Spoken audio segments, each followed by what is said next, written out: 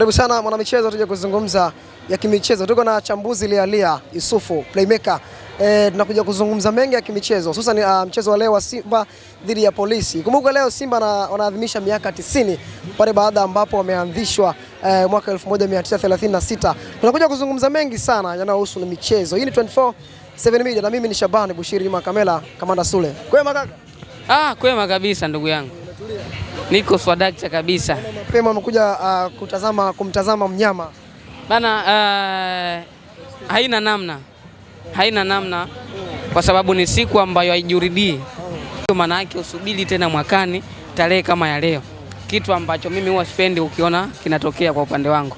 Huwa natamani zaidi matamasha yote ya hizi timu kubwa niweze kuhudhuria, kama ambayo leo nimekuja na kesho pia nitakuwepo. Na mimi na enjoy zaidi kutazama live, yani uwanjani, kuliko kutazama kwenye TV. Yani huwa na enjoy sana kwa sababu kuna baadhi ya matukio kwenye TV huwezi ukayaona. Lakini pia huko utofauti, kuna ambao wana enjoy kutazama kwenye TV kwa sababu watapata marudio tena, lakini kwa ambaye yuko uwanjani ana faida zaidi kwa sababu kama utoelewa maana yake utarudi baadaye kuweza kuangalia marudio kwa mitandao ya kijamii. Kwa hiyo kwangu mimi haikuwa ngumu sana kufunga safari kutoka nyumbani kuja uwanja Uhuru, kuja kushuhudia historia ambayo inakwenda kuandikwa leo. Mnyama baada ya mambo mengi kuwa yamepita kwa hivi karibuni, tamasha bora la msimu uliopita, natamani kuona zaidi leo nini ambacho anakuja nacho kitofauti. Rekodi gani ambayo anakwenda kuiweka hii leo. Kila mmoja anatamani kuwa shuhuda wa hili. Kwa hiyo kwangu mimi imekuwa ni rahisi sana kuweza kufika hapa. Wengine unadhani Simba Sport Club ndo muasisi wa haya matamasha Simba Day, na wengine wakaanza kuita kwa majina yao wanayohitaji wenyewe. Pengine unaona wanaitendea haki ili tamasha? Kwangu mimi nadhani wanayatendea haki kwa asilimia kubwa sana, kwa sababu ukitazama namna ambao wamekuwa bunifu ama wanabadilika kulingana na mazingira, ni kitu ambacho utamani kukikosa. Na asilimia kubwa wachezaji wengi ambao watakuwepo leo, hata kwa wale ambao wameipa Simba ubingwa msimu uliopita, wengi wao hii ni Simba Day ya kwanza.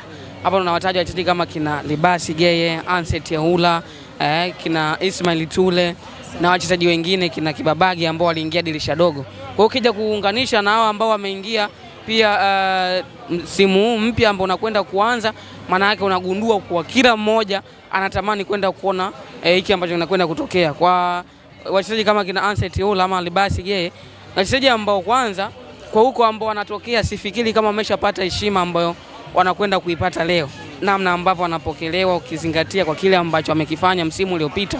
Maana yake kuna kitu kikubwa sana ambacho mashabiki wamekijenga kama wanatamani ukiona kutoka kwao.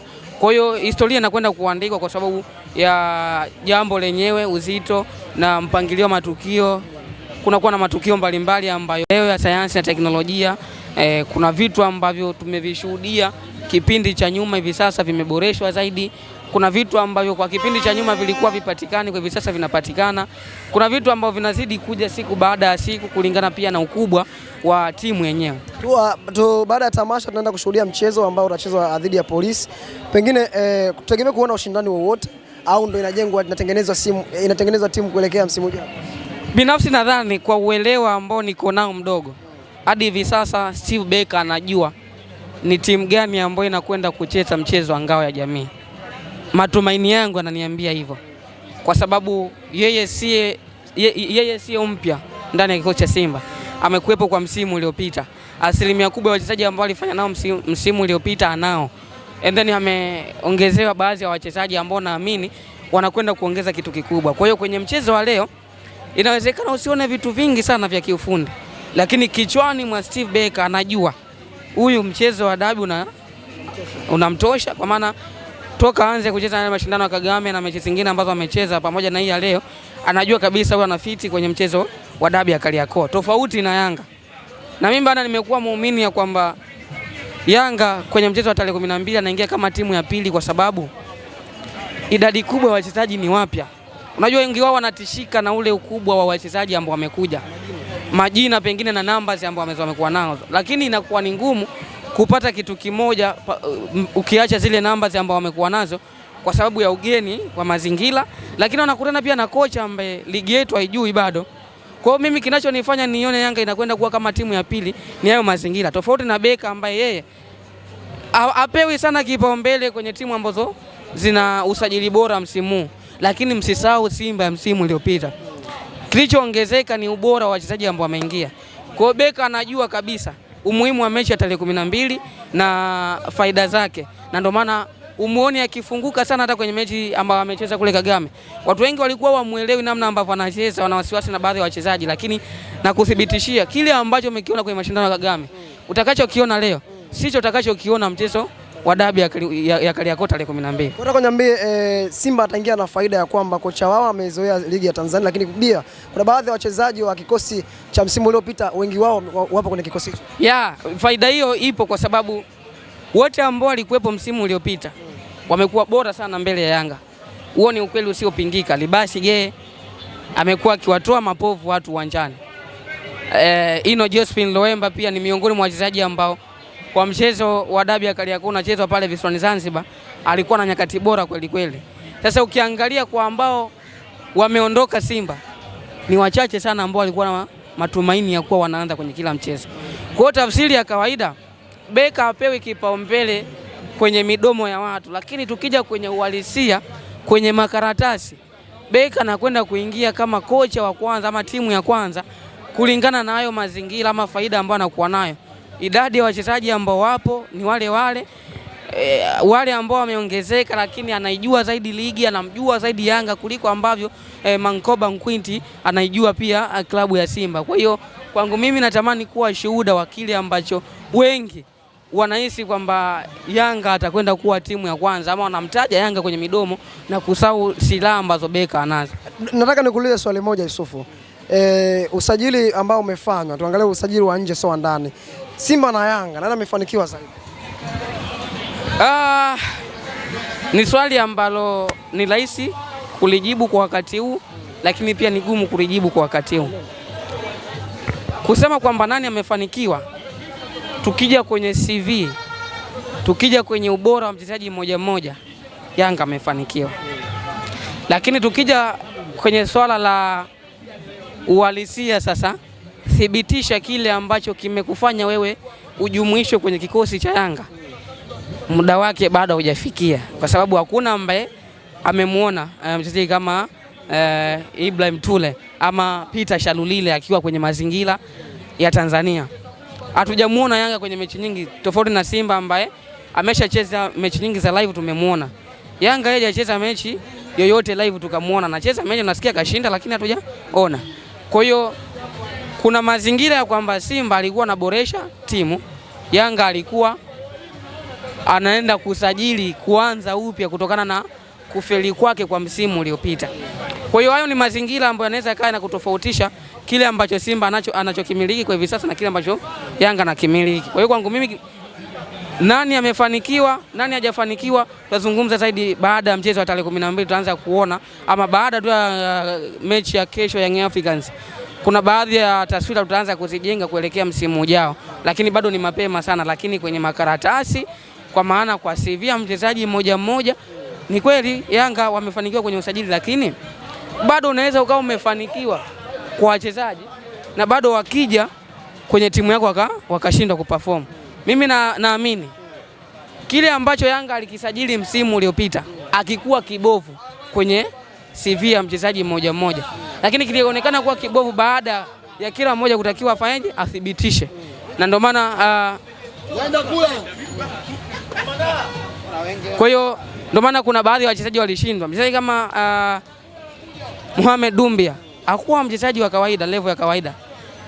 Andy Boyele amekuja Lasini Koma, lakini pia kuwa numbers ambazo ametoka nazo Asek Mimosa zilikuwa zinakuthibitishia kwamba anakwenda kuwa tiba sahihi ndani ya kikosi cha Young Africans. Lakini duru la kwanza tu lilitosha kujua kwamba hakuna impact yoyote ambayo ataiongeza ndani ya kikosi cha Young Africans. Sawa, kuna mchezaji ambaye anatajwa lakini anazungumzwa kwa ukubwa zaidi kwa klabu ambayo amesajiliwa, lakini kwa udogo zaidi kwa baadhi ya wapinzani.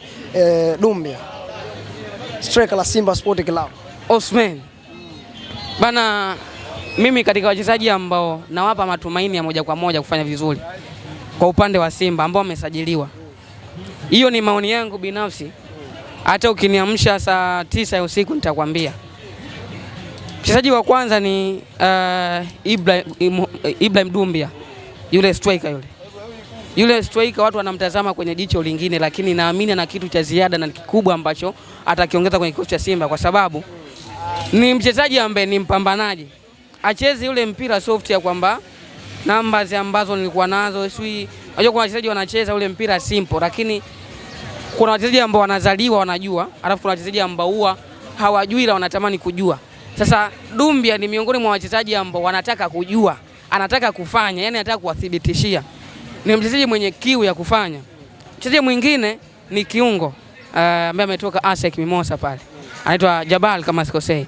Jabal. Yule bwana baada ya left foot magician kupita na kufanya kitu wao ndani ya kikosi cha Simba, anayefuata ni yule mwamba. Mimi nakuthibitishia from to match ya leo kuna kitu kikubwa sana utaanza ukiamini hiki ninachokizungumza. Mimi kuna baadhi ya wachezaji nikiwaona tunajua hapa amefanikiwa, hapa hajafanikiwa. Labda tu itokee mazingira kwamba injury, lakini endapo atakuwa kwenye fitness level, Simba amepata tiba sahihi eneo la katikati. Wampe tu muda. Kwanza yule si mchezaji ambaye anahitaji muda. Unajua kuna wachezaji ambao wanatakiwa kushikiwa fimbo kwa maana ya maelekezo ni mengi, alafu kuna wachezaji ambao wao waambie tunaenda kafanya hiki, fanya kile, namna ambao anatuliza mpira, passing zake, uwezo wake wa kufikiri pale ambapo anakuwa na mpira hata kabla hana mpira. Ni wale wachezaji ambao anajua wapi ambapo napaswa kupeleka mpira nikiwa upo mguuni kwangu. Kwa hiyo mchezaji ambaye anakuwa mbele ya muda kulingana na namna ambavyo mpira unamtaka. La mwisho, umeionaje siku ya leo wana Simba kuanzia kujitokeza na kwa namna ambavyo wamevaa? Umeonaje tu kwa ujumla? Kwanza ni wapongeze. Haijafanyika hamasa kubwa. Mimi naamini Simba hajafanya hamasa. Inawezekana Ahmed aliangalia kama nitafanya hamasa hapa sasa tutapigana vikumbo. Kuta rais wa timu ama viongozi wa timu wanaingia chooni, wanapishana na kina Yusufu nao wanaingia huko wanaingia toilet. Lakini yote kwa yote ni wapongeze kwa sababu wamekuwa miongoni mwa mashabiki wenye mapenzi ya dhati bila kujali mazingira, nyakati ambazo wanapitia, nini kinachozungumzwa. Wamekuwa miongoni mwa mashabiki ambao ni mashuhuda kwenye kile ambacho Simba inakuwa inakifanya kwa wakati huo. Nadhani hiyo ndio sehemu pekee ambayo Simba anafanikiwa.